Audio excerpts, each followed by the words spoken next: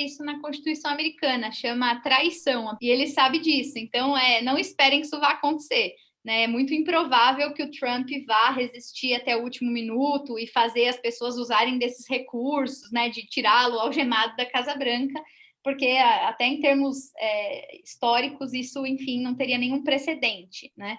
Mas o que a gente espera em termos na prática? A gente espera que agora, né, quais são os rituais? O colégio eleitoral deve confirmar o Biden agora em dezembro, conforme a gente viu lá no começo. Aí o Congresso valida isso no começo de janeiro e vem o processo de transição de governo, né, que vai começando a acontecer nesse meio tempo para a tomada de posse do Biden no 20 de janeiro. Nesse meio tempo, o que o Trump pode fazer agora nesses próximos meses? E é o que ele está fazendo. Ele vai tentar o tempo todo, via judicialização, questionar os resultados, e ele precisa, para efetivamente ter o que ele quer, que esses resultados, que essas contestações sejam acatadas, que haja uma eventual recontagem dos votos nos lugares onde ele diz que teve fraude e que essa recontagem leve a um resultado diferente da eleição. Porque, veja, primeiro, ele pode não ter os processos dele acatados. Depois, caso sejam acatados, podem ser feitas as recontagens e não dá em nada, pode confirmar o resultado que já está lá. Né? Então, são várias etapas até, digamos, chegar onde ele acha que tem que chegar. Se ele reverter o placar em 1 ou 2 estados, não ganha a eleição. Ele precisa reverter o placar em vários estados onde ele perdeu a princípio. Então, o caminho para ele é um caminho complicado. Como eu disse para vocês, líderes internacionais reconhecendo a presidência dele, né, a vitória, os observadores internacionais reforçando isso, os processos sendo negados na justiça estadual, todas essas coisas vão dando mais confiabilidade de que vai haver uma transição para o Biden, porque a princípio ninguém levantou a mão e disse alto lá, parece que aqui tem alguma coisa errada, né?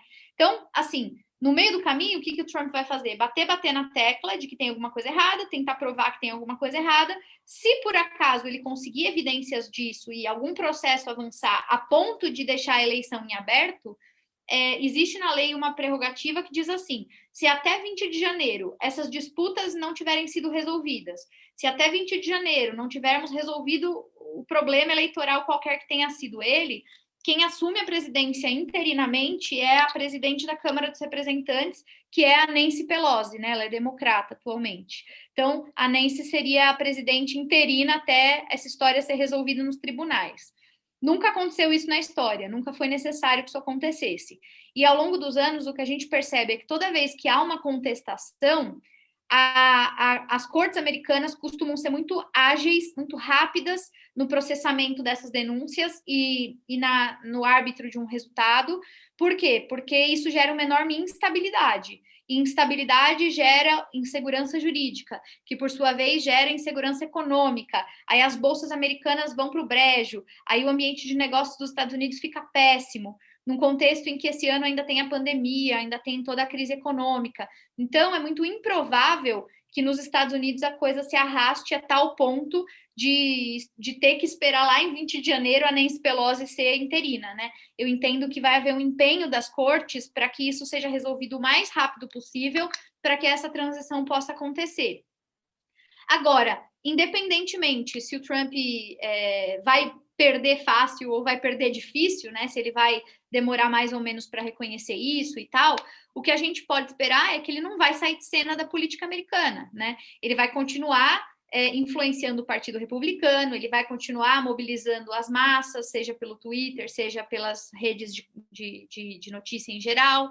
Ele provavelmente vai seguir insistindo em descredibilizar o sistema para tentar, de certa forma, deslegitimar o presidente eleito, como se o presidente não deveria estar lá por direito. E tem muita gente que fala, inclusive, que há chances reais de o Trump eventualmente concorrer a uma eleição em 2024, né, a volta dos que não foram, ou designar como liderança dos partidos um dos seus filhos, que também poderiam fazer essa função de seguir adiante com o legado.